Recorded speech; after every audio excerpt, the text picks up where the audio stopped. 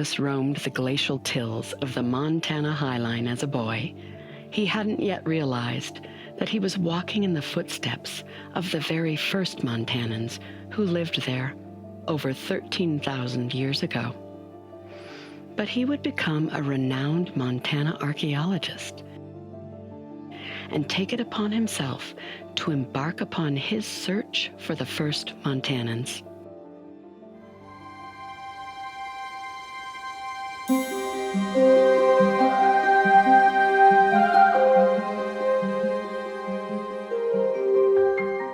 This is a story of archaeology in Montana, and one man's quest to find evidence of the first people to live and prosper there.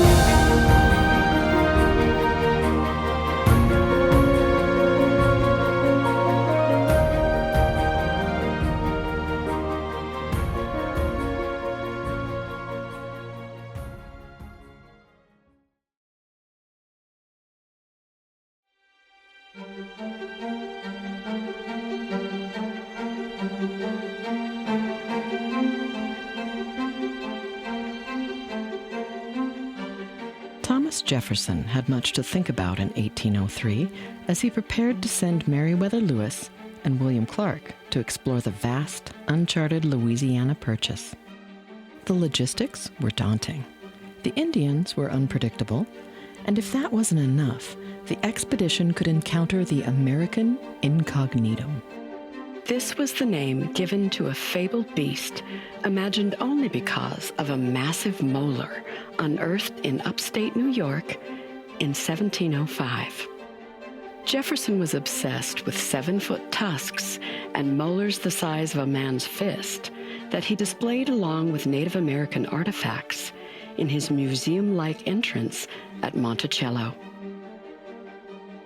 He entertained the possibility that a giant carnivorous clawed animal, entirely unknown to science, as he described it, still existed in the remote American West. French naturalist Georges de Buffon had recently written an essay titled Theory of American Degeneracy. Count de Buffon contended that European megafauna were larger and more intimidating than American species, and Native Americans were inferior to indigenous Europeans. Jefferson was offended. What better way to one-up the haughty Frenchman than to find the American incognitum still living in North America?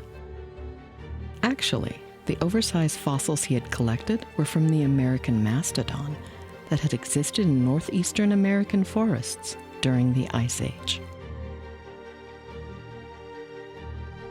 So Jefferson asked Lewis and Clark to keep an eye out for the mythical American monster as they explored the untamed land west of the Mississippi. As the voyagers made their way, day by day, they never found the beasts of Jefferson's desire, but they made the very first archaeological observations in Montana. In their journals, they wrote of stick and bark lodges along the Missouri River, ceremonial structures with painted buffalo skulls, petroglyphs on Pompey's pillar on the Yellowstone, and a recent buffalo jump with over 100 rotting carcasses. Other than these incidental observations, nothing was known about the deep human past in Montana.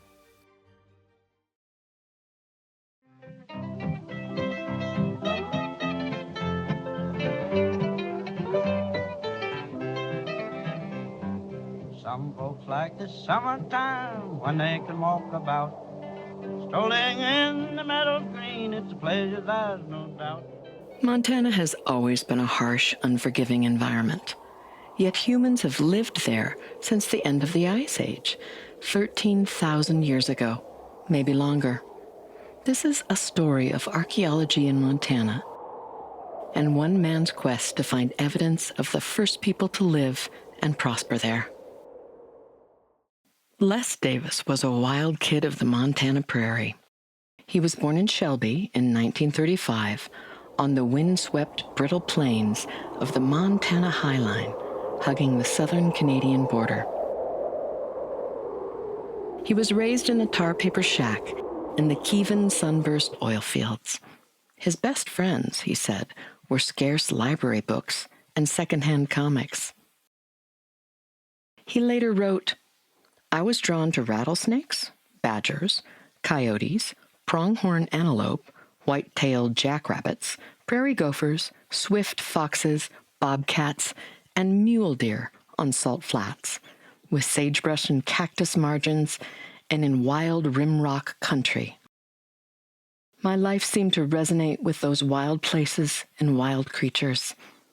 Actually, I wasn't so different from them."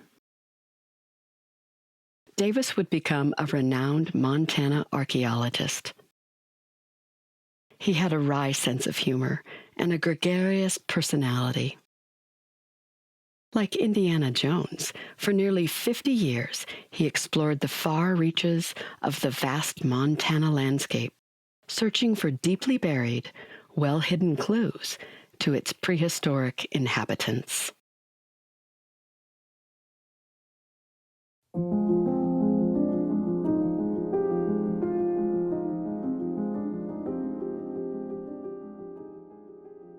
Les Davis was in the 4th grade in 1945 when the family moved to Cut Bank, Montana. He worked on his grandfather's dryland wheat farm on the Mariah Slope, operating heavy machinery over the gravelly glacial terrain. The obvious life path for young Davis was farming or ranching, yet his interests leaned more toward writing and the arts. He sang in the Cut Bank High School choir. As a senior in 1954, he was editor of the yearbook and a cast member in the senior play. But this was Montana, and this way of agriculture was hard to resist. It came time to go to college, and that was the first year that they had a counselor, vocational counselor. And I remember my contact with him was very short. "Well, what are you going to do, Les? You're going to college?" "I sure am." "What are you going to take?" "Agriculture," I said brightly. And so, Davis entered Montana State College in Bozeman to pursue his engineering degree. But when he got to the big city campus, his perspective began to change. His engineering course loads felt oppressive, and fraternity life was not a good fit. He was restless and spinning his wheels. In engineering, he later said, "I felt like I was being trained to be an automaton, and I don't have that kind of mind." When Davis took the English for Engineers class, his professor was a quirky iconoclast named J. Vern Dusenberry. Dusenberry grew up in Bozeman and became a high school English and drama teacher in small schools across Montana.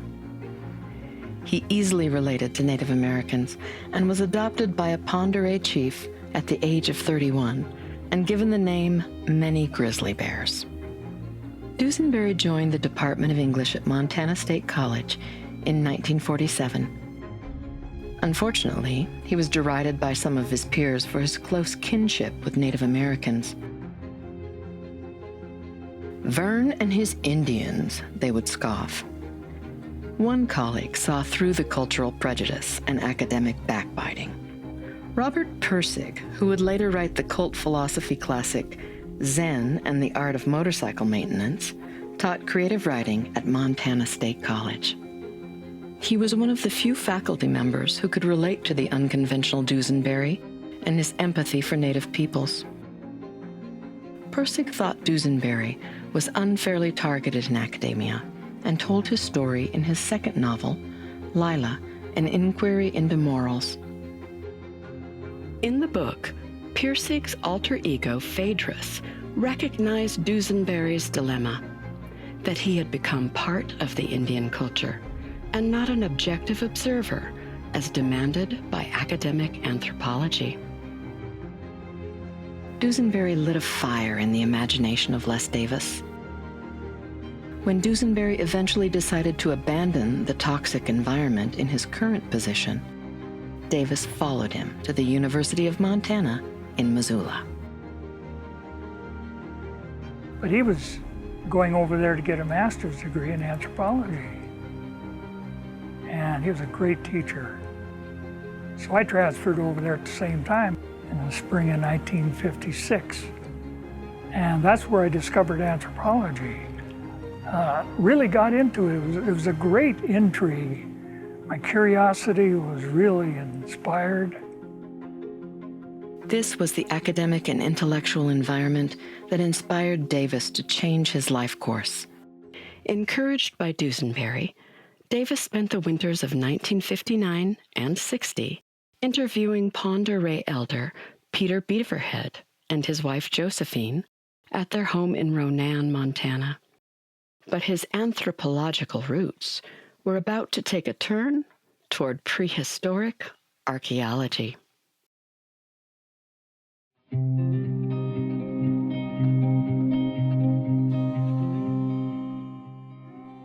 In the winter of 1962, Havre resident Paul English asked Vern Dusenberry to help with the formation of a local amateur archaeological society as a chapter of the Montana Archaeological Society. Dusenberry had taken a position counseling troubled and underserved Native American students at the Northern Montana College and was eager to help organize the group. Soon, the Milk River Archaeological Society had its first meeting, and some attendees who had expected to discover places to dig arrowheads were, no doubt, disappointed. They quickly realized that the organization was all about a professional approach to amateur archaeology. A young Ann Johnson, future Yellowstone National Park chief archaeologist, fell into the Milk River Society by chance.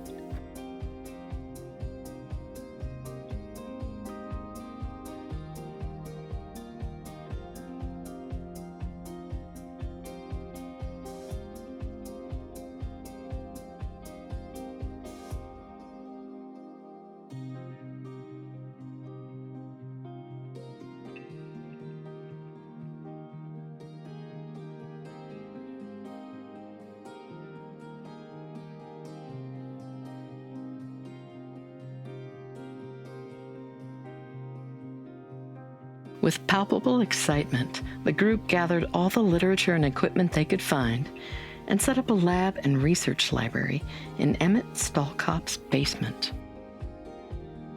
That spring, Dusenberry transferred back to Montana State College in Bozeman, and Les Davis moved his young family to Havre to fill Dusenberry's spot counseling Native American youth at Northern Montana College.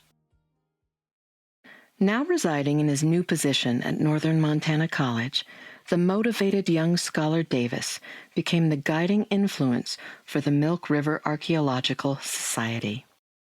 Davis and Stalkop became great friends and co-authored several important early monographs. There was an announcement in a local newspaper about a group that was being formed of persons interested in the local archaeology, and so I read that, followed up by going to their first meetings. As a wide-eyed, enthusiastic teenager in 1960, John Brumley wandered the hummocky glacial tills of the Montana Highline. When the train had gone through, the Great Northern had bulldozed a track west of Havre, cutting into the bank, and when they cut into the bank, they encountered these buffalo bones. So John went out looking at this, and lo and behold, he found a big buffalo jump complex of the drive lines and the camp and the stratified kill site, just basically within the city limits of Havre.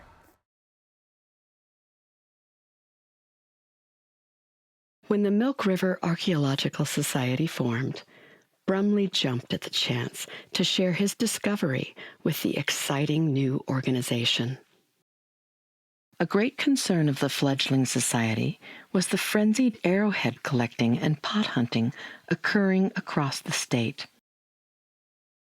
In fact, the first name they gave to Brumley's bison kill site was Too Close for Comfort because of the proximity to the town of Havre.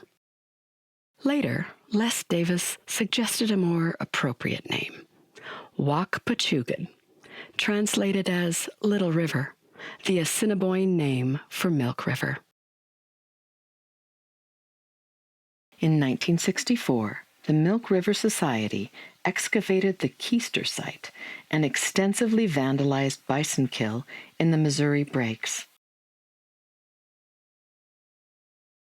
The corner-notched Pelican Lake points found at the site represent a culture of atlatl-wielding hunter-gatherers. They were some of the first to heavily utilize mass kill strategies like bison jumps. They created elaborate drive lines to direct bison off a cliff or into an impoundment where they could be killed and butchered.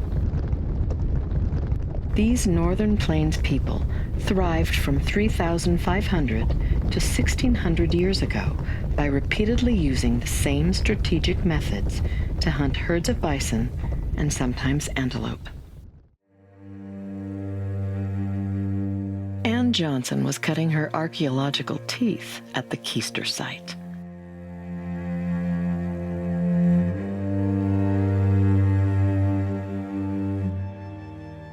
And Keister was really important because it helped clarify ages of the Pelican Lake Point.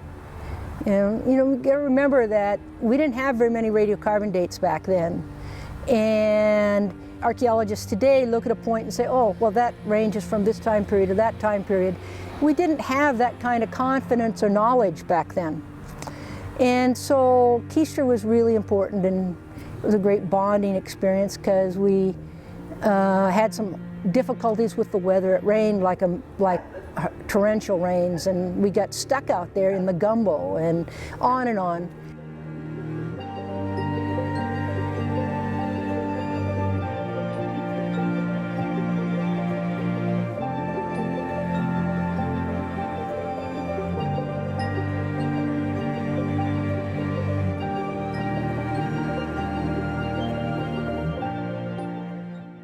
Davis and Stalcott published the Keister and Wakpachugan sites in early issues of Archaeology in Montana, the Journal of the Montana Archaeological Society. Davis's journey through Montana time would take him from the end of the Ice Age, over 15,000 years ago, all the way to the time of late prehistoric Plains Indians. One of Davis's early studies was of the first bow and arrow people on the Northern Plains, the Avonlea culture, named after a site in Avonlea, Saskatchewan. The culture first appears around 100 AD. His paper, Avonlea Point Occurrence in Northern Montana and Canada, was published in Plains Anthropologist and explores the distribution of the earliest bow and arrow culture on the Northern Plains. As the young stalwarts of the Milk River Archaeological Society began to pursue their professional careers, the society slowly dissolved. But the legacy of this thrilling collaboration would live on.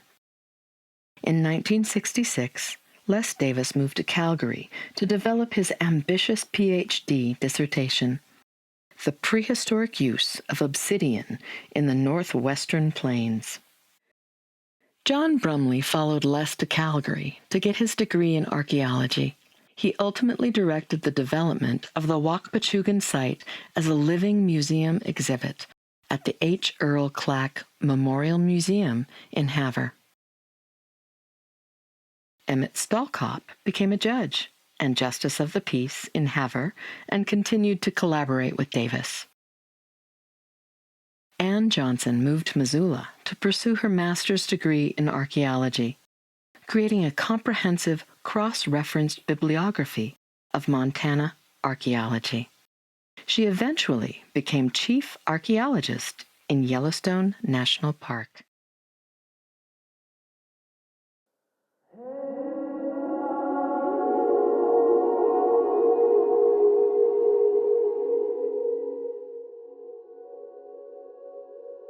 On a hazy, late summer morning in 2017, a group of professional and amateur archaeologists gathered at the famous MacHaffie Paleo Indian site south of Helena, Montana. Led by Montana archaeologist Patrick Rennie, a former Les Davis student, the group planned to reopen the site in honor of Davis, who had died of a heart attack in 2014. So you've got materials going back right based on radiocarbon dates that would probably extend 8,000-9,000 years, all the way up to about 2,000. The upper level of sediment contains what looks like a mixture of materials extending back probably 3,000-4,000 radiocarbon years before present. And then it seems like there's pretty much a break, and then you get into some really old stuff we call Paleo Indian materials. Les was always hindered by the high water table. Water tables drop, so we're trying to finish up some work for Les more than anything else, and just see if there's anything that may be Folsom. We'll see what we get. So basically this is just an effort to do what Les always wanted to do, and that was see how deep the materials go. The MacHaffie site is internationally known. It has been recognized as the premier Paleo Indian site in the Northern Rockies. And the story of its importance really doesn't begin in Montana at all.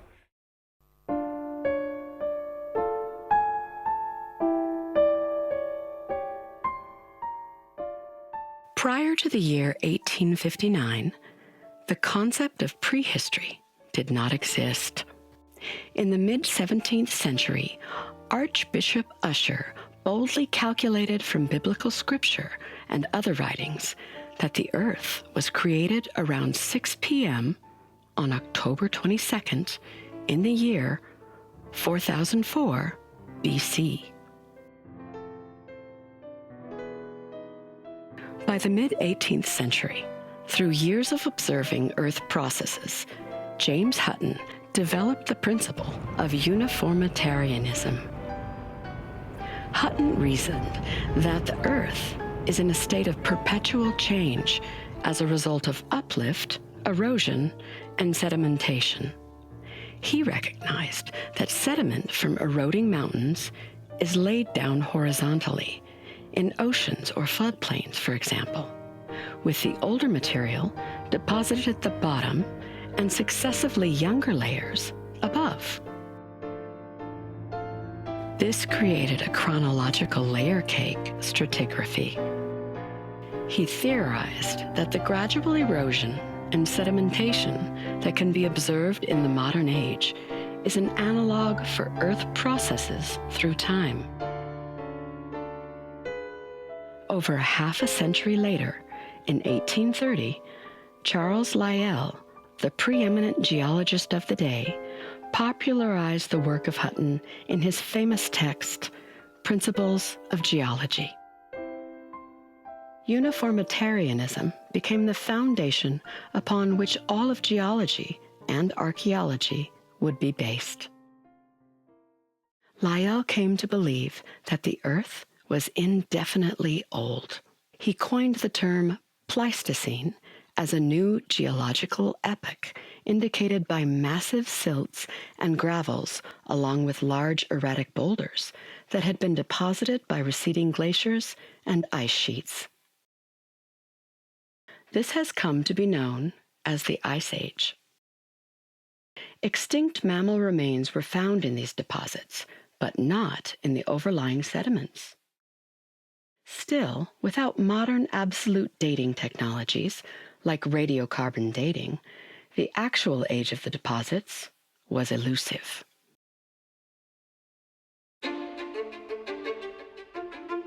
At around the same time, French archaeologist and antiquary Boucher de Pere was finding unusual chipped flints in the Somme River valley of France. He found what appeared to be primitive hand axes in the Pleistocene gravels, and he was certain that the flints were the work of human hands. A few years later, after finding extinct elephant and rhinoceros bones intermingled with the hand axes, Boucher de Pere hypothesized that humans coexisted with the extinct Ice Age mammals. In 1859, Charles Lyell verified the Pleistocene age of the gravels, and Boucher de Pere's theory of the antiquity of man was presented to the Royal Society of London. The theory soon gained near universal acceptance. By establishing the existence of humans in the Pleistocene, Boucher de Pere was the first to confirm the antiquity of humans on Earth. In the same year, Charles Darwin published his general theory of evolution. The stage was set for a revolution in scientific and social thinking. And this great paradigm shift did not go unnoticed across the Atlantic. As civil unrest was brewing in America, the seeds of a new scientific controversy were beginning to germinate in the American scientific community.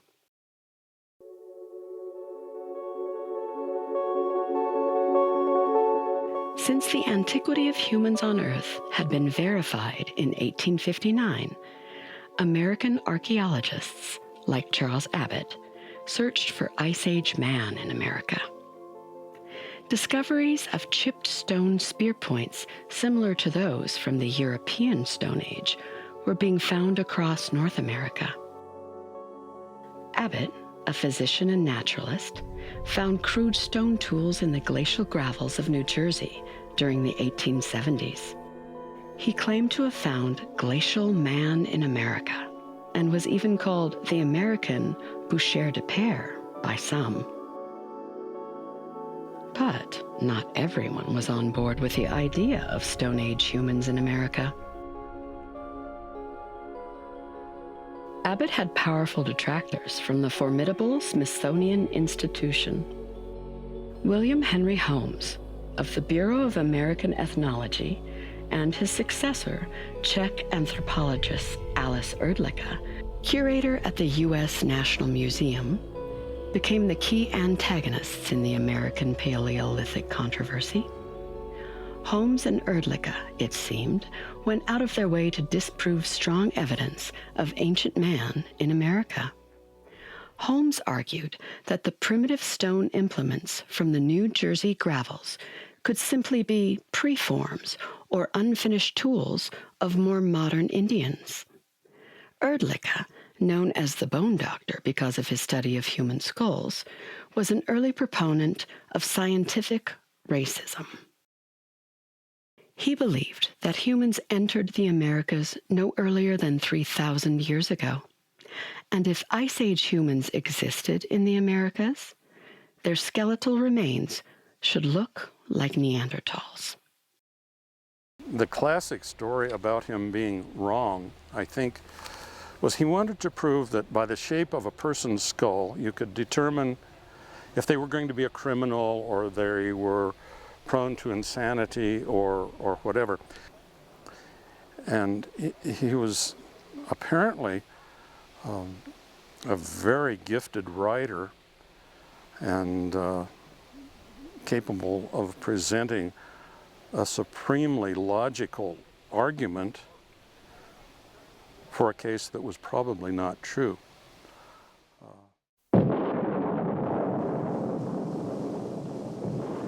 During the hot August of 1908, a heavy rainstorm inundated the headwaters of the Cimarron River, and a devastating flood washed through the town of Folsom, New Mexico. Many people died that day, and great quantities of earthen debris and vegetation washed out of the desert canyon, along with thousands of years of human cultural artifacts. George McJunkin was an African-American cowboy, foreman at the Crowfoot Ranch upstream from Folsom. He was born into slavery in 1851 and later became a self-educated amateur naturalist. A few days after the storm, McJunkin rode out on his horse to survey the flood damage. In a narrow drainage called Wild Horse Arroyo that was deeply carved out by the torrents, McJunkin spied some unusual bones sticking out of the arroyo wall. He recognized that the bones were abnormally large, and he shared his discovery with a friend and fellow naturalist, Carl Schwackheim. Schwackheim attempted to alert various authorities, but was greeted with skepticism at every turn. Report from a black man, uneducated, from New Mexico, was just discounted. Unfortunately, McJunkin died before his discovery was recognized. It took almost 20 years for Schwackheim to finally convince Jesse D. Figgins of the Colorado Museum of Natural History to take a look.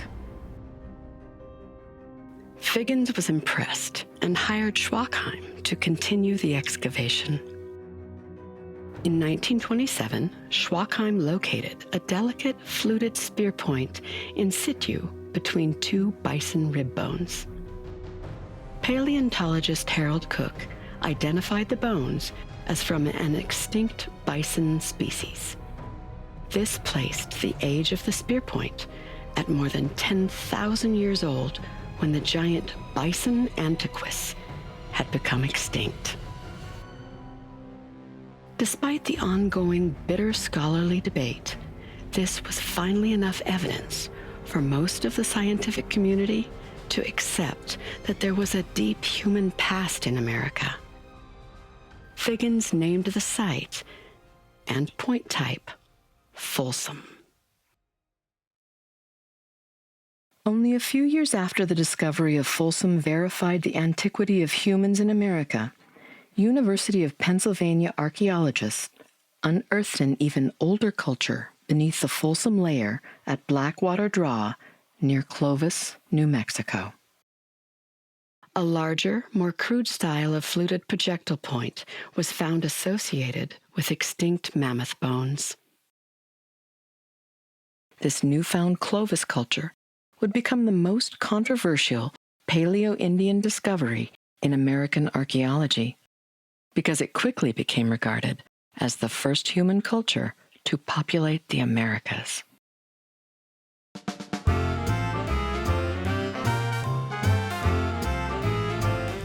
A near hiatus from field research during World War II led to a post-war surge of interest in archaeology.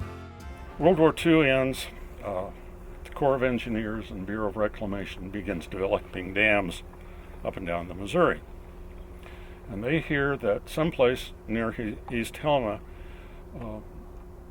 grade schools are sending their kids out to collect arrowheads. You know, it's a field trip, a field day. And some of these points are unusually large.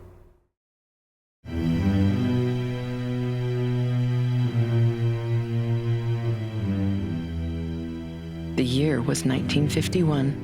Richard Forbes sat in his canvas wall tent at the MacHaffie archaeological site a few miles south of Helena, Montana, puzzling over some of the oldest artifacts ever found in North America.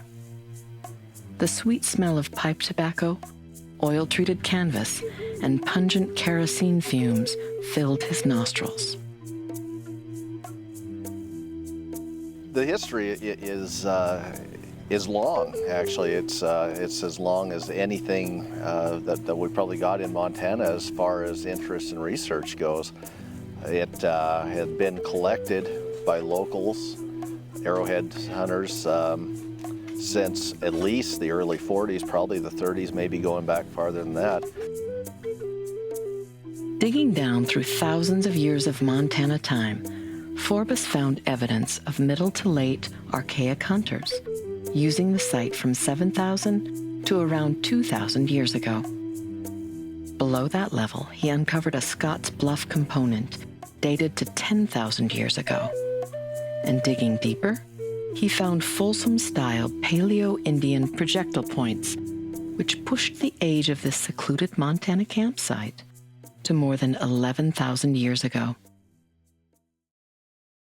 At the end of the 1951 field season, the New York Times hailed the MacHaffie site as the first clearly stratified Paleo-Indian occupation with a Folsom component at the bottom and continuous occupation for over 10,000 years. It was also recognized as the northernmost excavated site of its kind in North America.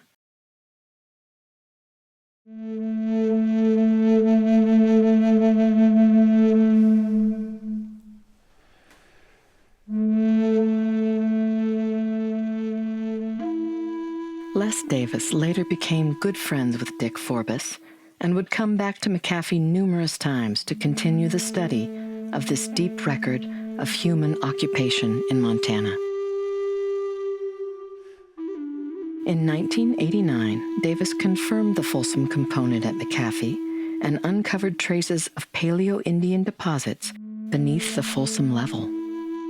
But the water table stopped him from going deeper, as it had stopped Forbes almost 40 years earlier. Evidence uncovered by both Forbes and Davis at MacHaffie indicates the site was a seasonal campground where toolmakers chipped flint to make stone tools and spear points from easily accessible local stone. While camping at the site, the Folsom people preyed on the now extinct bison antiquus, as well as wolves, foxes, cottontails, and jackrabbits. We found the remnants of dozens of dinners, bones that had been butchered and cooked for marrow or fat or grease or just stripped of meat. Some that might have tooth marks on them that might have been human, or they might have been dog or whatever. And we were able to identify the different kinds of animals that they ate. Local collectors, local pot hunters knew about this site and had been picking up arrowheads for several years prior to 1951. This profile from a 1998 Les Davis excavation at MacHaffie hit home when they discovered the outline of a vandal's pit in their excavation wall. The shovel pit nearly reached the Paleo Indian level. No toothbrushes and ice picks were used here.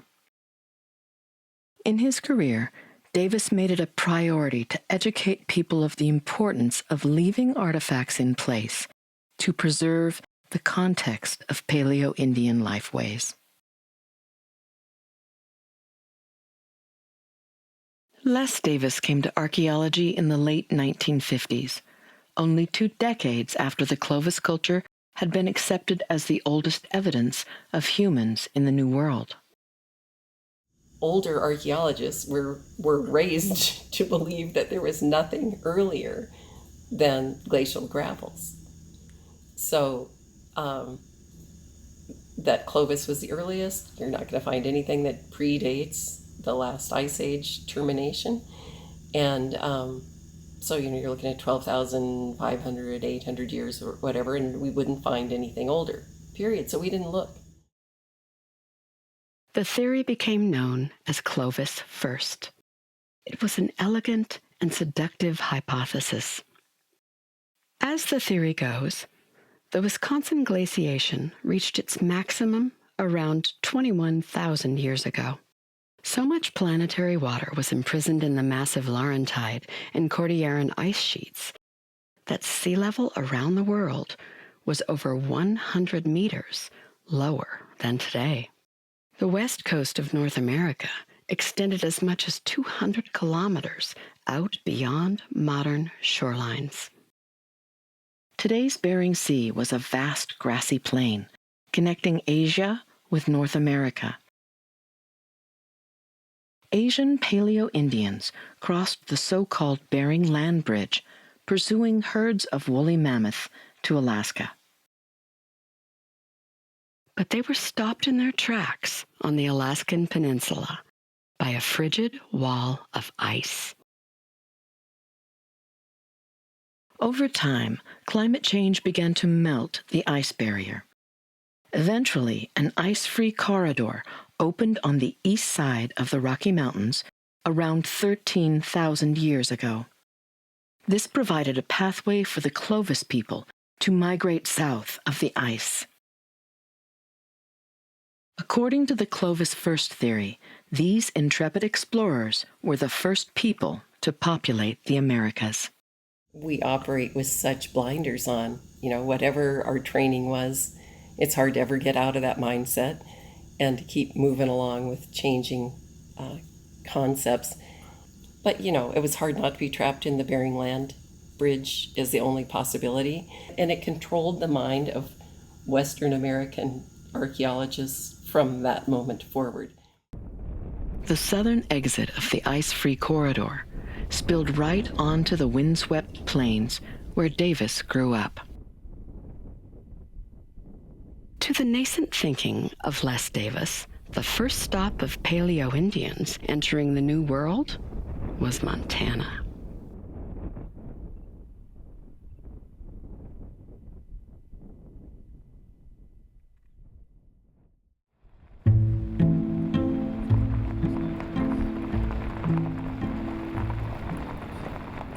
In July of 1967, in far eastern Lindsay, Montana, dry land farmer Joe Walker was running his combine along a Dawson County road when he spied some white chalky material weathering out of the borrow pit. Upon closer examination, he was stunned by its size and thought that it looked like pieces of a fossilized elephant tusk. News of the find made its way to Montana State University in Bozeman, and young PhD candidate Les Davis was hired to direct the Lindsay Mammoth Recovery Project. Over 30 hot days in July and August, Davis and 6 students painstakingly uncovered the massive mammoth grave. Like a Greek statue carved from a block of stone, the extinct Pleistocene elephant emerged from the Ice Age silt. Here was Davis's first big archaeological puzzle, and he treated it forensically, as though it were a crime scene. He observed 9 small angular blocks of sandstone associated with the mammoth skeleton. However, there was no sandstone outcrop nearby. How did the sandstone blocks get there? But those 9 pieces of sandstone don't refit together. And none of them show any use as hammering and battering.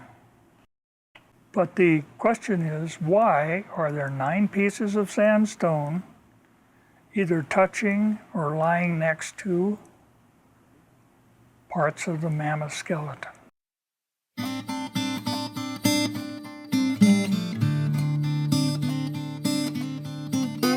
A clue came from the mammal's front femurs. They were crushed as if a human might have extracted their protein-rich marrow. Davis was also suspicious of the unnatural way in which the bones were arranged. On close examination, he noticed what appeared to be cut marks on the bones that might have been caused by butchering with stone tools.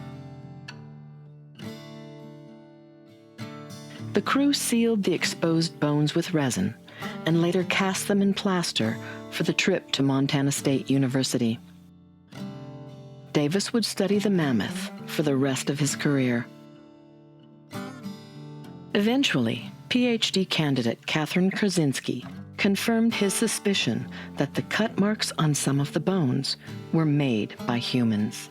It's radiocarbon dated now at 13,500 years, which is about 2,000 years earlier than Clovis complex. So it is pre-Clovis. But they did come upon an injured or dead mammoth. They scavenged the skeleton, took it apart, stacked bones on top of one another like only humans can do, rearranged other bones, the tusks, the teeth, and left cuts on the bones of stone tools. The Lindsay Mammoth was a mature, 50-year-old Columbian mammoth bull, standing 14 feet tall at the top of its bulbous head. The deathbed was only 12 miles south of the terminus of the continental ice sheet, which covered nearly all of Canada and the northern tier of the United States. As the ice melted, lakes formed along the edge of the receding glacier. The warming climate dried the meltwater lakes, and strong winds carried the fine lake silts across the landscape, much like the Dust Bowl of the early 20th century. The Lindsay Mammoth was preserved under 4 feet of this fine wind-blown sediment. Now, early in his career, Davis became a professor of anthropology at Montana State University. He was about to embark on a 40-year odyssey seeking clues to the prehistoric habitation of Montana.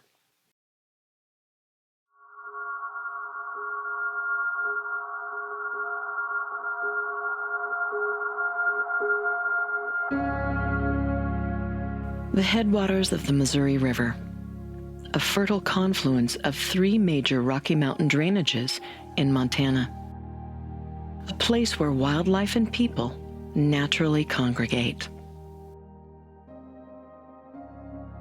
In 1971, Davis learned about a mysterious rock outcrop overlooking the Madison River north of Three Forks, Montana. We discovered one day when a rancher came up and said, "What the hell are you doing out here?" And I said very calmly, "I'm Les Davis. I'm professor of anthropology at Montana State University, and we're here developing one of the most important archaeological sites in the Western Hemisphere. Who are you?" "I'm Floyd Schmitt. I own this place." But we became very good friends, and he permitted us to work there for the next 17 years. Every spring over those 17 years, Davis brought his Intro to Archaeology classes to the quarry to study and help dig out the ancient site. It's an absolutely impressive prehistoric mine. All radiocarbon dates, which there's a whole sequence of dates less obtained for the site, and projectile point styles are exclusively what we call Pelican Lake, or late archaic, a large corner-notched atlatl-sized point that ranges from approximately 3,000 to about 1,800 radiocarbon years before present. This is an extreme case of the extent to which prehistoric peoples went to acquire high-quality stone. We presume that they mined deep into limestone bedrock to obtain unweathered chert. It's a glassy material highly desired for tool making.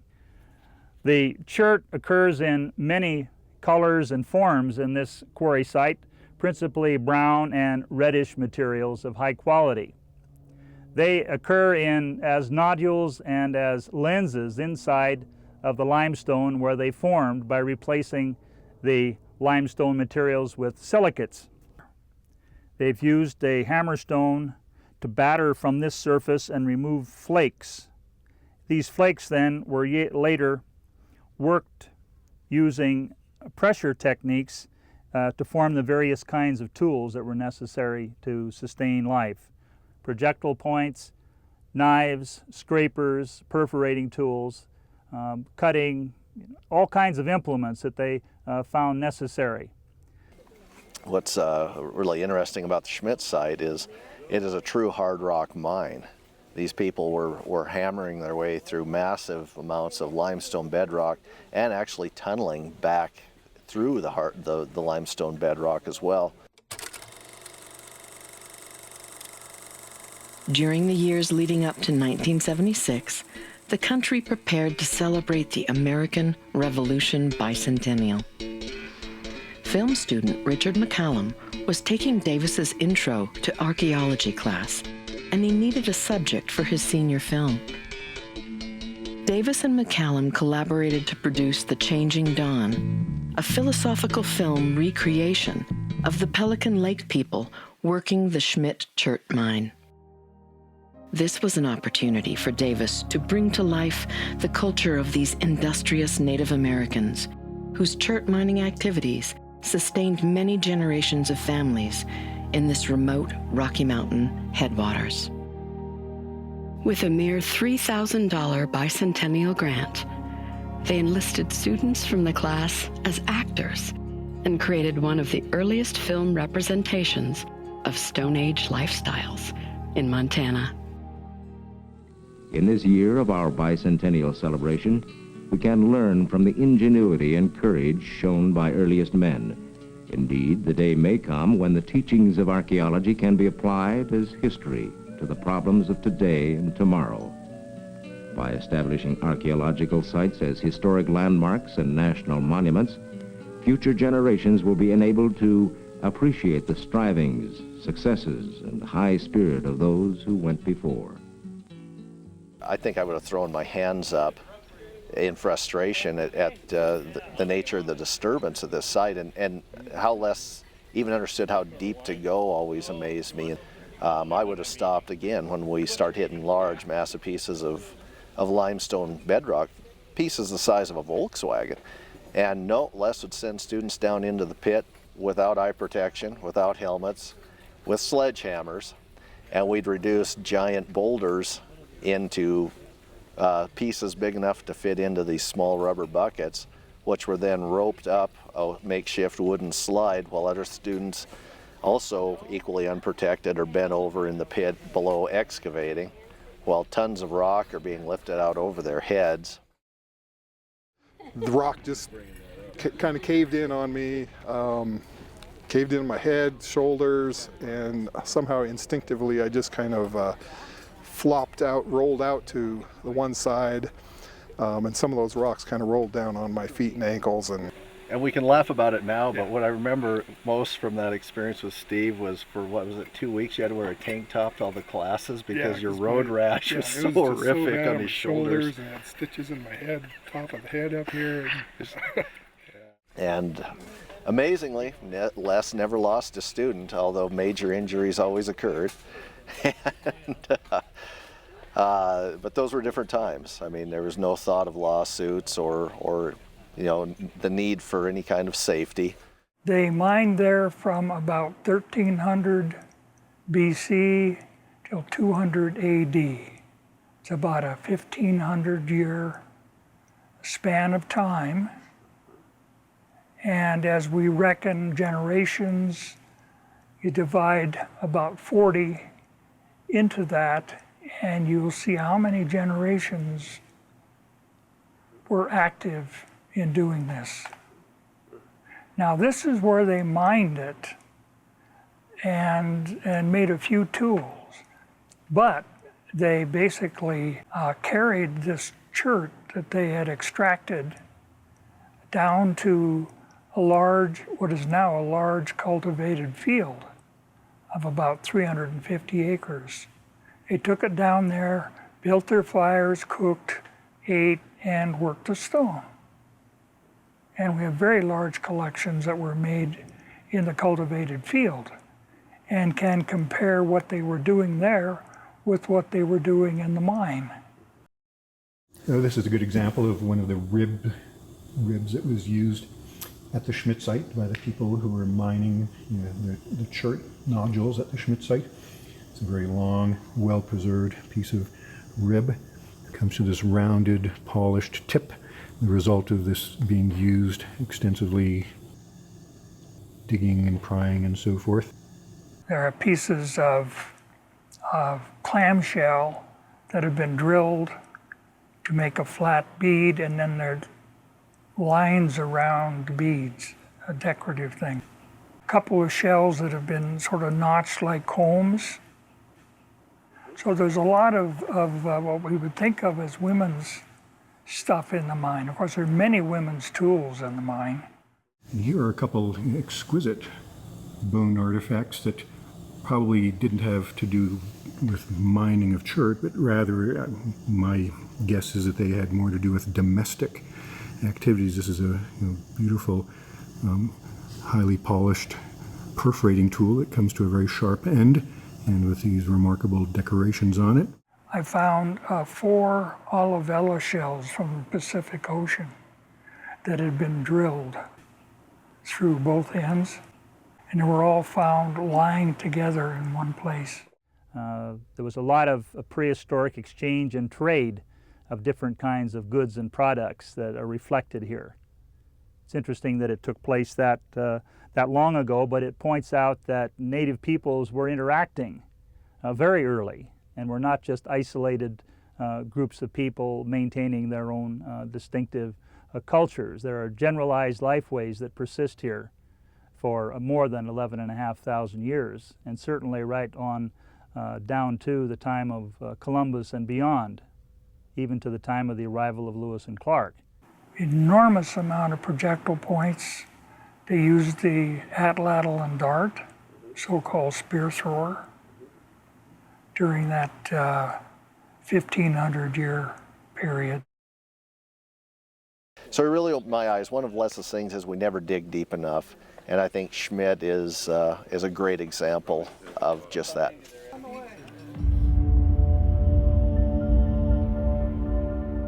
In 1975, the United States Congress was about to designate 149 miles of the Upper Missouri River as a national wild and scenic river. The Bureau of Land Management contracted with Montana State University to survey the stretch from Fort Benton to the western end of Fort Peck Reservoir for evidence of prehistoric occupations. Les Davis and project supervisor Steve Auberg scanned the terraces along the sides of the river, looking for fire hearths or bones eroding out of the riverbank.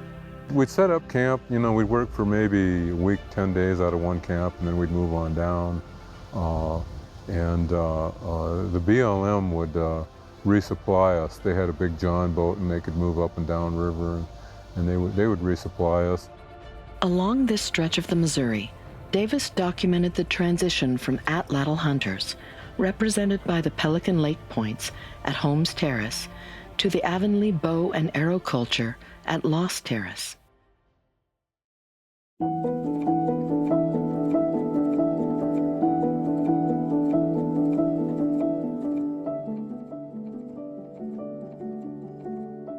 We're excavating the Holmes Terrace archaeological site that's located along the Upper Missouri Wild and Scenic River in the vicinity of Big Sandy, Montana. This floor dates probably about 2,500 years ago and represents the surface occupied by early bison hunters here along the Missouri. At least during 6 intervals, prehistoric peoples occupied this landform, and we'd recovered the bone and tools and fire-broken rock that represents those occupations. Here we're excavating the deepest prehistoric occupation in Holmes Terrace.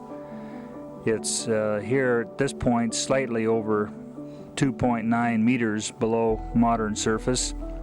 We radiocarbon dated a zone here by reference to bison bone in 1977, and it dated about 1000 BC.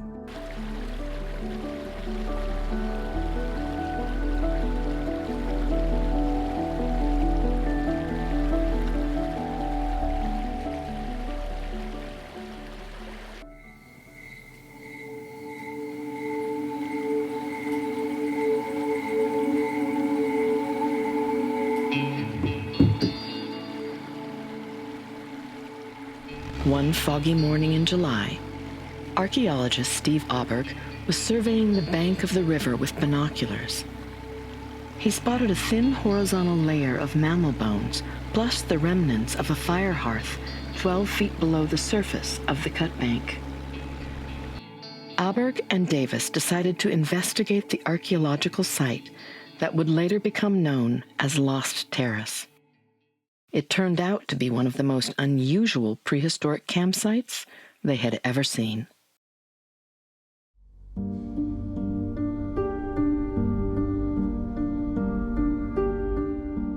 Bison were usually abundant in this lush prairie, and they were the preferred food source.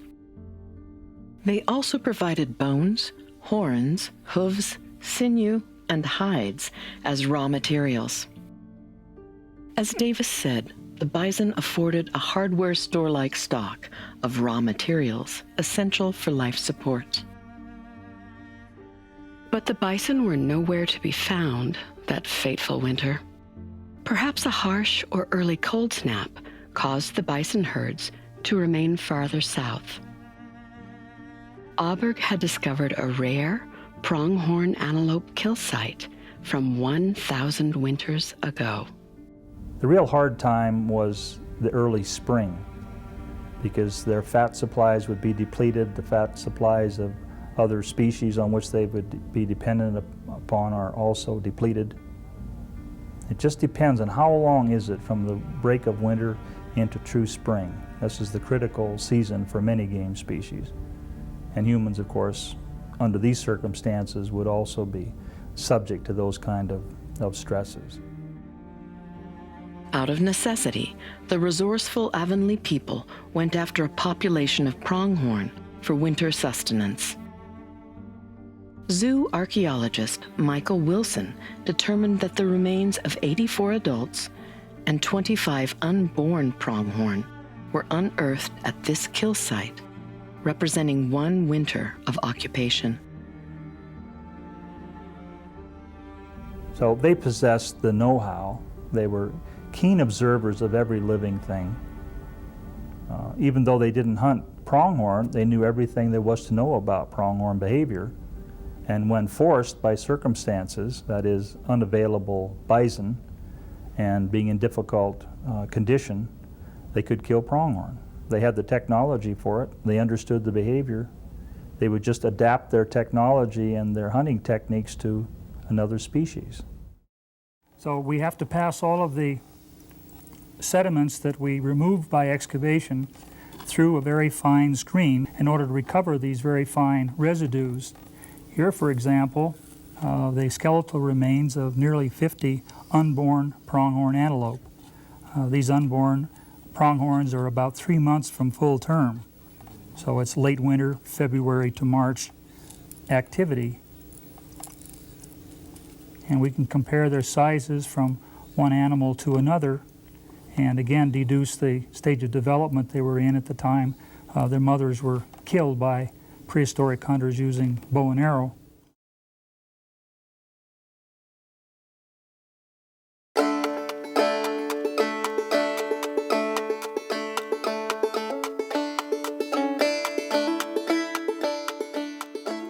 A famous National Geographic cover from 1979 displayed a dramatic recreation of Clovis points from the Anzac burial site north of Livingston, Montana. The image was part of an article titled Search for the First Americans.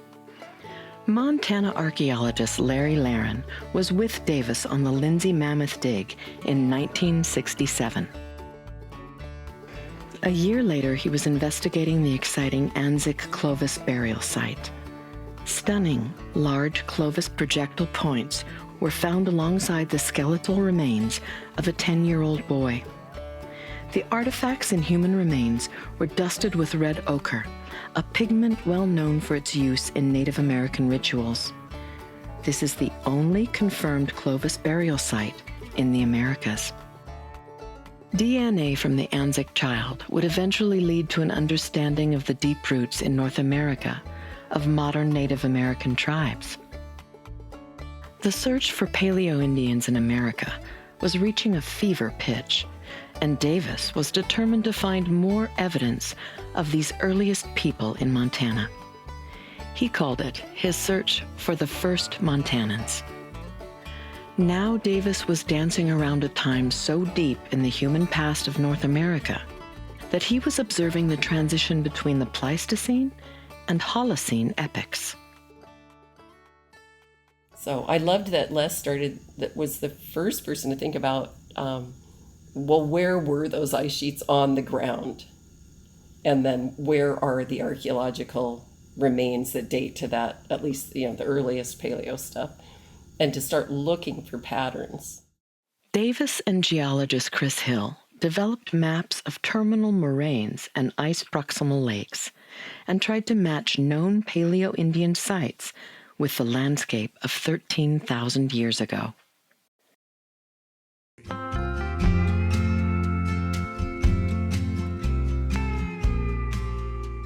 At the height of the Clovis first thesis in 1975, Davis and his team had been contracted to survey the limestone hills in south-central Montana before the Army National Guard used the area as a gunnery range. As they studied the cut banks along Indian Creek, John Fisher recognized a distinctive layer of volcanic ash indicating a major geologic event at that time. Mount Mazama in the Cascade Range erupted 7,700 years ago and left a gaping caldera that became Crater Lake, Oregon.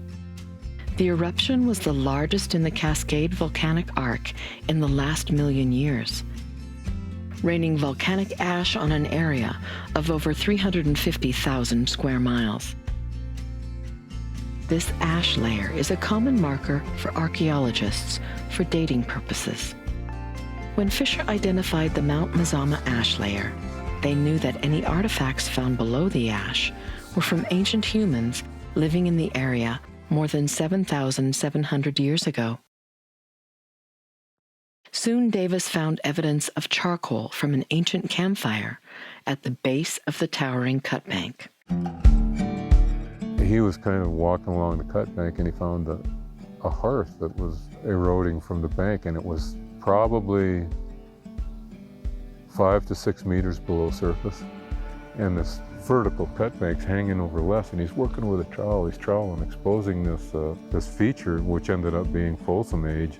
And but he was working there, and we were working the main excavation, just which is, I don't know, maybe 75 meters away. And I kept looking over there. I said, Les, you can't be working under there. He says, this is something. I got to finish this. I got to recover this.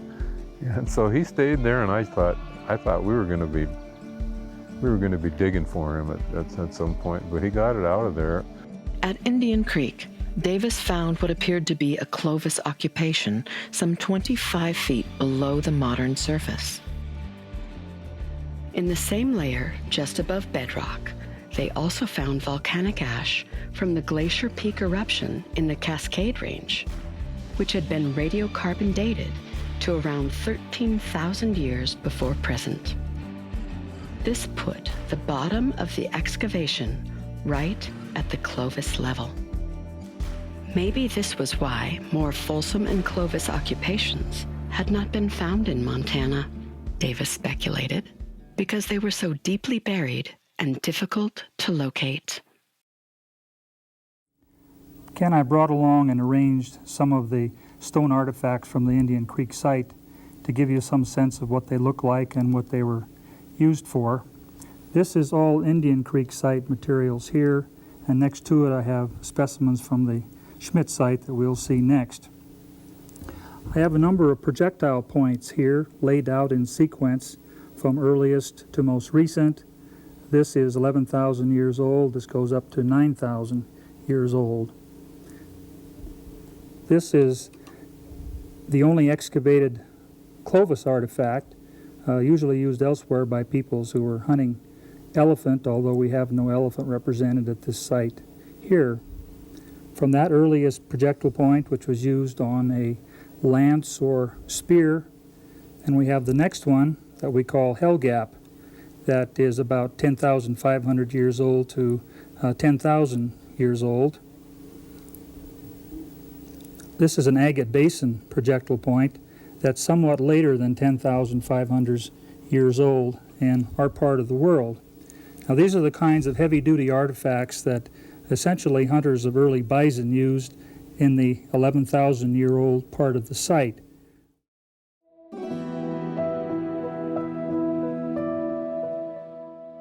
Davis had an obsession with obsidian, and indeed wrote his dissertation on the use of obsidian on the northwestern plains. Obsidian, or volcanic glass, was an important lithic resource for native peoples as far back as the Pleistocene. It made the sharpest blades and was highly sought after by Native Americans for its superior flint-knapping qualities. So much so that Obsidian Cliff on the Yellowstone Plateau became one of the first indigenous mining industries in North America. In 1960, Irving Friedman and Robert Smith of the U.S. Geological Survey developed a way to age date obsidian. I was working at a site up in eastern Montana called the Keister site. Since we found 2 large obsidian projectile points in with the bison bones, I sent them off immediately and started an association then in 1961 with Irving Friedman, and continued to work with him until his death. And Irving was a remarkable scientist. Obsidian hydration dating allows obsidian to be age dated from the time a fresh surface is made, as in the manufacture of spear or arrow points. From that time forward, water molecules are absorbed into the obsidian, creating a hydration rind that can be measured. When a piece of obsidian is broken off of the cliff, the clock starts ticking, because that surface on that has no hydration, has no layer. So it starts ticking because it starts sucking the moisture into its interior. Friedman didn't stop there. Using X-ray fluorescence, he was the first to show that obsidian could be sourced to the outcrop from which it came. Because obsidian is found only where volcanic activity has occurred, no obsidian sources exist east of the Mississippi. It was soon discovered that Yellowstone obsidian is found far and wide in archaeological sites across the continent. This innovative new tool allowed researchers to begin to understand ancient continent-wide trade networks, such as that of the rich Mississippian mound cultures. Thriving prehistoric Native American communities supported tens of thousands of people in the Mississippi and Ohio River valleys over 5,000 years ago.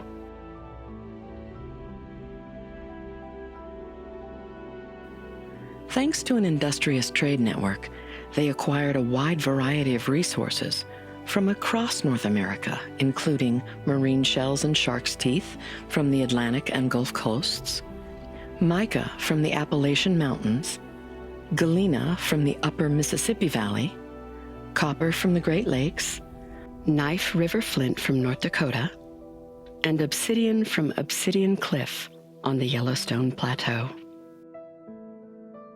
We had good fortune to be under contract to do work at Obsidian Cliff for the National Park Service at the time of the big fire. The day they were to start their inventory, the cliff burned. So obviously, we're not going there this summer.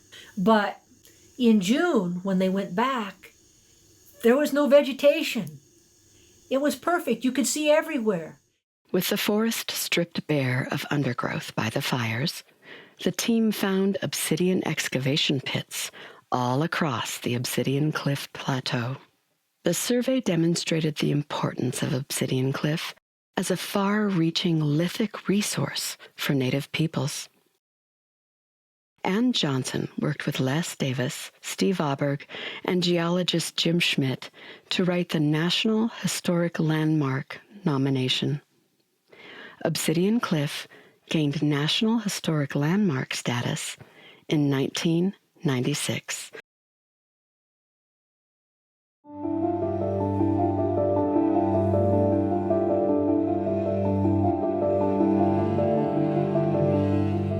The first signs of the Clovis culture, with their magnificent fluted spear points, appear in the archaeological record around 13,300 years ago. Then, some 400 years later, the climate of the northern hemisphere was thrust into a 1,000-year cold period. The last gasp of the Pleistocene epoch known as the Younger Dryas. Scandinavian scientists, studying layered peat bogs, recognized an abrupt climate change when they identified the flower, Dryas occidentalis, in the pollen record. Greenland ice core records also indicate the return to Ice Age conditions from 12,900 to 11,700 years ago. The northern hemisphere cooled by 9 to 12 degrees centigrade. The Clovis culture disappeared, and 38 species of large North American megafauna also went extinct at or before the end of the Younger Dryas.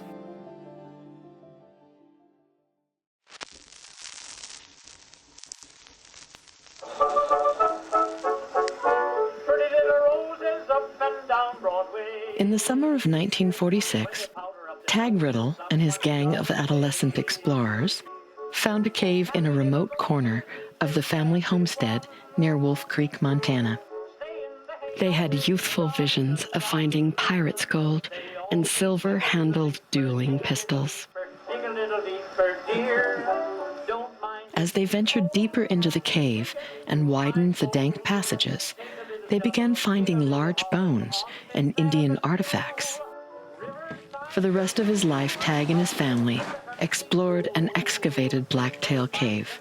It was a treasure trove, but not exactly the pirates' loot they were dreaming of. Les Davis developed a long friendship with Tag Riddle, and over the years helped him to learn proper methods of archaeology. Riddle became a seasoned avocational archaeologist. Dig a little deeper, dig a little deeper, dig a little deeper, dear. Don't mind if he's old.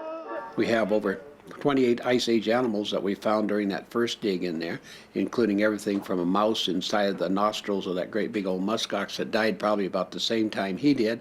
We found some bones of the mastodon in there too, so we have all the way coming up the whole line. We've got camel bones also we found inside the cave.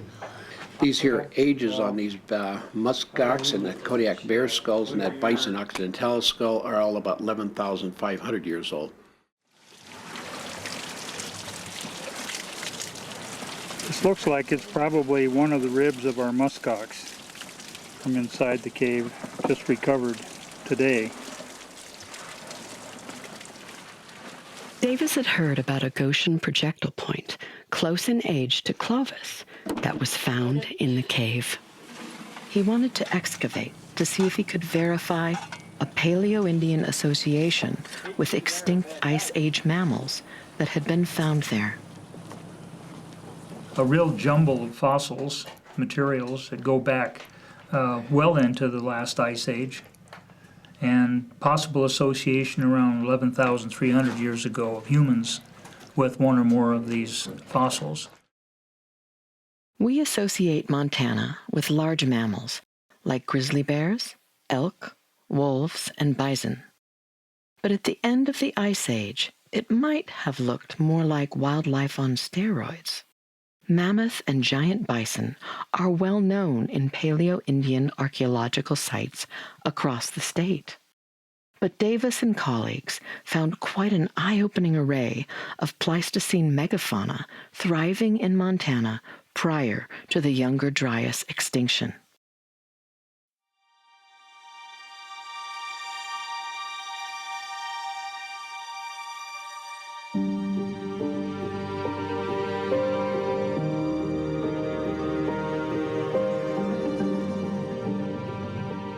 At Sheep Rock Spring, a few miles northwest of Whitehall, Montana, Davis and his team found an assemblage of extinct late Pleistocene mammals, including cheetah, horse, camel, short-faced bear, and giant bighorn sheep. Again, Davis was straddling the Younger Dryas and the end of the Pleistocene epoch. Well, it took a fair bit of glue to get them all back together. I think we've got an idea of what we got here now, Les. We've got two bones here, really, that are both from the same part of an animal, but they're from very different animals. These are metapodials. They're the middle foot bones, if you like.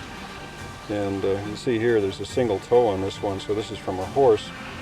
That one has actually evidence that two toes were coming off it, so it's from a split-hoofed animal, and it's from a mountain sheep.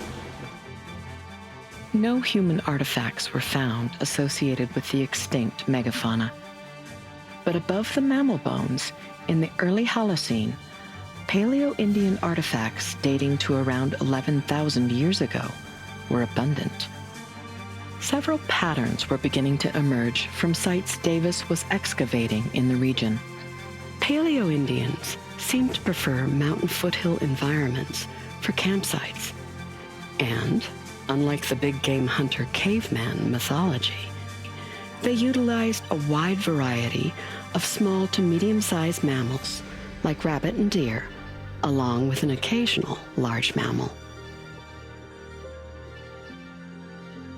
In more recent layers, they found evidence that this area was a retooling campsite where people stopped briefly to create chipped stone implements for weaponry and domestic uses.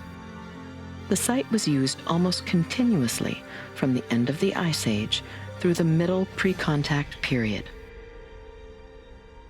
Obsidian from both Bear Gulch, Idaho, and Obsidian Cliff in Yellowstone were found there, emphasizing the complex trade networks of indigenous Montanans.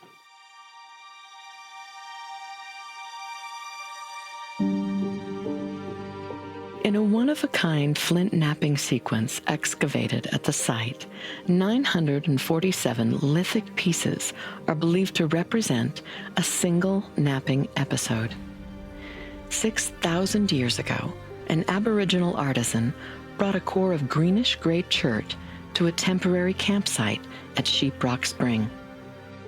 The flint knapper was unsuccessful in his first attempt to create a biface knife. The core broke into 3 pieces. He salvaged the biggest broken piece and tried again, percussing with a round cobble, and created a smaller biface knife. The finished tool and the pieces of the puzzle laid there for 6,000 years. Davis later wrote, "The uniqueness of this knapping feature is that with little imagination, a short span of time in one human's life can be visualized."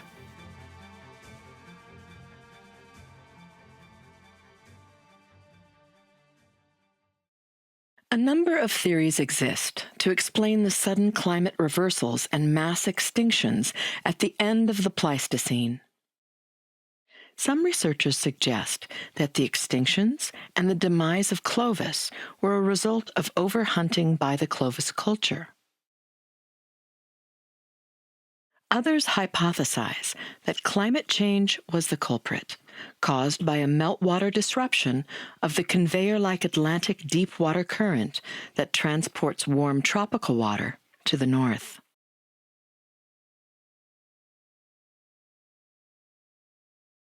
Another bitterly contested theory presents evidence that a comet impact on the Laurentide ice sheet caused catastrophic meltwater floods and created a nuclear winter scenario.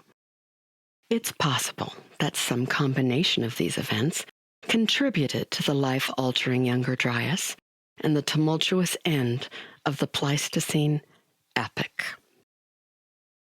It has now been well documented that Clovis was not the first culture to inhabit the Americas. Many sites in the Americas show evidence of pre-Clovis occupations. 14,500-year-old artifacts at Monte Verde at the southern tip of South America have been verified. Recently, fossilized human footprints at White Sands National Park in New Mexico were radiocarbon dated to 23,000 years ago by the Association of Embedded Ditchgrass Seeds. New evidence is pushing human habitation of the Americas well before the opening of the ice-free corridor.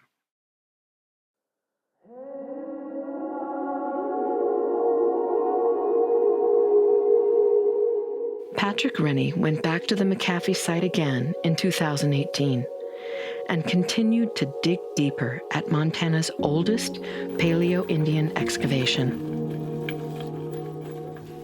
This particular group of people that have assembled, so some of us old archaeology buddies of Les's son, and then these people that the tradition of supporting avocational archaeologists is so strong here today. You know, so Patrick Rennie has really taken on that role of that Les had done for decades and decades, to really work with locals and ranchers and bring them in.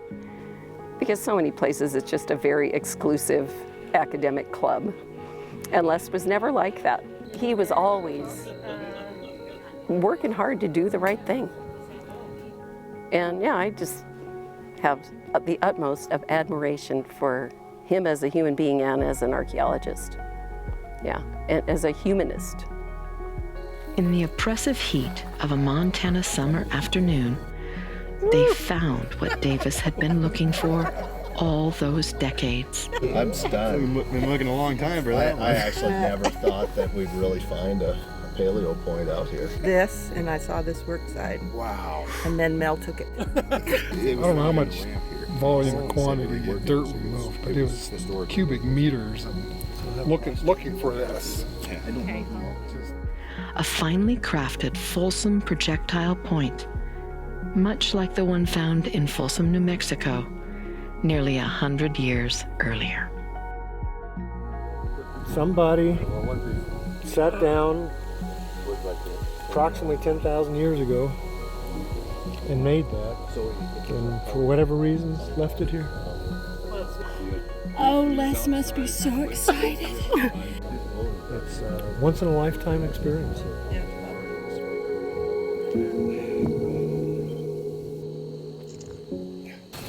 What's the point? This is really what prompted Les to dig here, trying to find some of the earliest evidence of humans in Montana, and you know, what is it, 3 years after his death, finally sees his dream realized.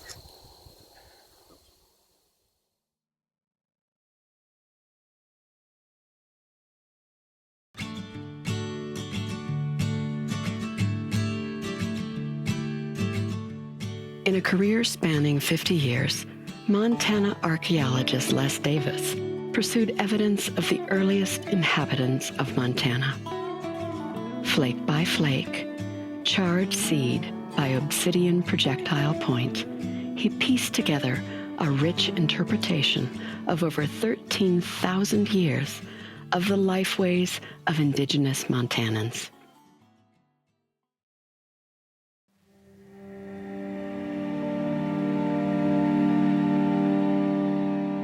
In 1990, Davis became curator of Paleo Indian archaeology at the Museum of the Rockies in Bozeman. Soon after, he heard about a site that would revolutionize his thinking about Paleo Indian lifeways in Montana. 40 miles south of Sheep Rock Spring, in the Greenhorn Range, two Montana families had been digging for sapphires in 1972, when they unearthed treasures of another kind. 9,000-year-old projectile points from a lost Paleo Indian clan. The story made its way to Les Davis, and he secured permission to excavate the site known as Barton Gulch. What he found there painted a vivid picture of Paleo Indian life in Montana. This is one of the 16 paleo kitchens located at the Barton Gulch site. This is the real-life excavated feature concluded 2 years ago. We've already recovered all of the archaeological materials, the animal remains, the plant remains from this particular feature, which was really loaded and extremely informative. There are three classes of features. This large, fairly shallow basin-shaped one in the center has an oxidation rim around it in red, because this is where they produce the coals. They burned pine, willow, and sagebrush in large amounts and took the coals from that big feature put it in the bottom of these large, deep features that go around it. Here there's 1, 2, 3, 4, 5 ovens. They then placed the coals in those ovens and then went through a process of introducing plant and animal remains to produce the foodstuffs on which they depended. Davis had unearthed a complex ancient campsite, rich with all aspects of Paleo Indian life.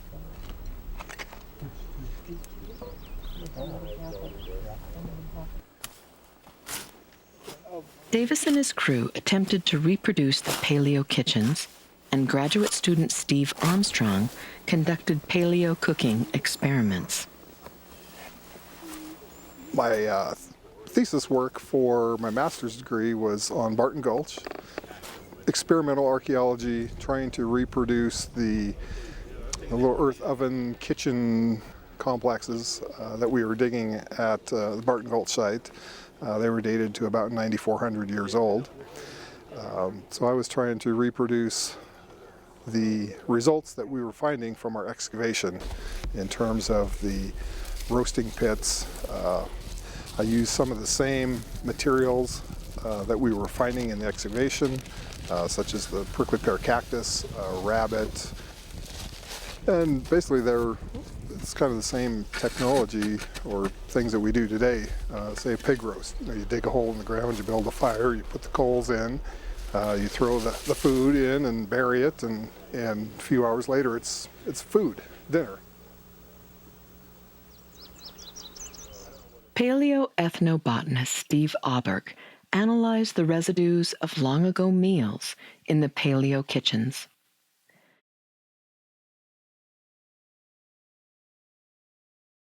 Auberg identified 31 species of plants, possibly being used by the Barton Gulch clan.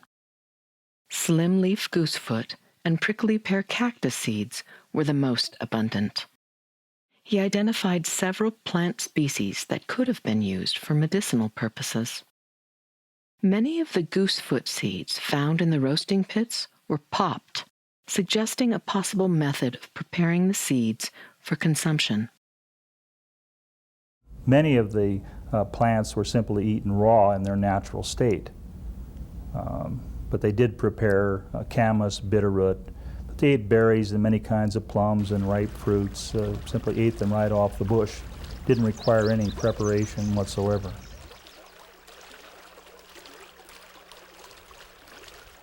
Zoo archaeologist Jack Fisher studied the animal remains to determine what species were being used by the Barton Gulch clan.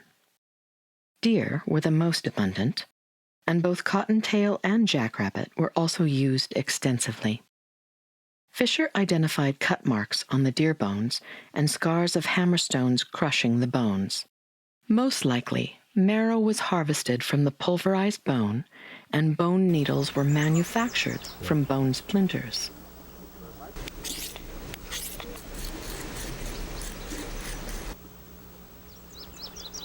Lithics analyst Sally Thompson studied the stone artifacts with an eye toward domestic activities.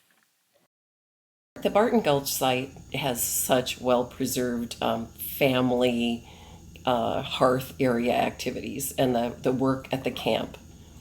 And I was drawn back into that work because my dissertation not long before that was focused on what's invisible, in the archaeological record. It's harder to find and harder to excavate and make sense of really these kind of more subtle activities, and the preservation of the features there was exquisite, and Les did a really great job of recognizing the uniqueness of the site. A mysterious incised stone artifact was excavated from the 10,600-year-old level.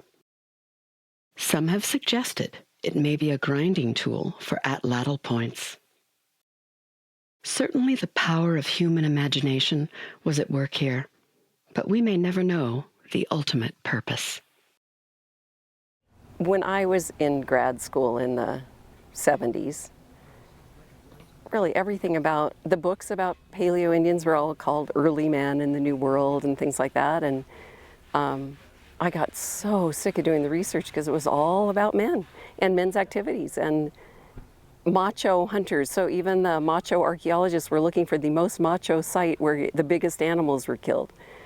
In all cases, I think, and we're just beginning to learn this, that for people 9,500 years ago, they were doing a lot more than focusing on a high protein food source.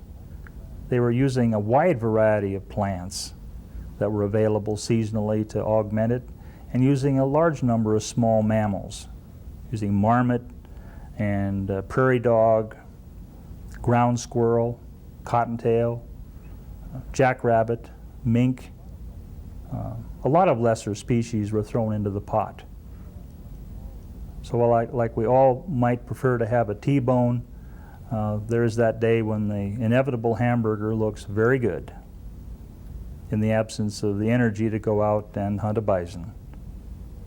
On a daily basis, you're going to count on the women's work, you know, not only seed production and that kind of thing, but with the kids, small game, snaring rabbits, or, you know, all that kind of stuff, and really bringing in a lot of the food you could count on. Then the men were out there hoping they were going to get something big that would last so you could dry for the winter, but they didn't always, right? Finding evidence of domestic activities of people 11,000 years ago is extremely difficult and rare. But with new technologies and a drive to understand the subtleties of Paleo Indian life, Davis was one of the first to interpret the domestic activities of the Paleo Indian forebears in Montana. And Barton Gulch was a treasure trove of clues to the daily lives of the women of ancient America.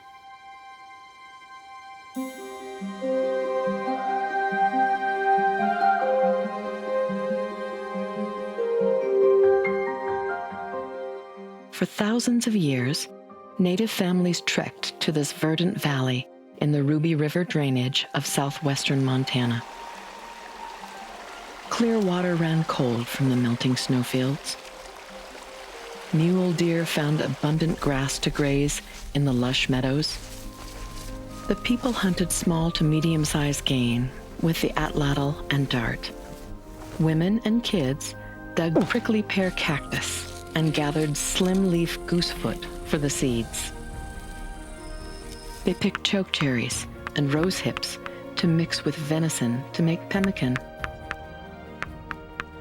They scraped the flesh from deerskins with chert scrapers and cut tendons with obsidian knives. Once the hides were tanned, the women used delicate bone needles to sew clothing for their growing families. Undoubtedly, members of the Barton Gulch clan were well clothed.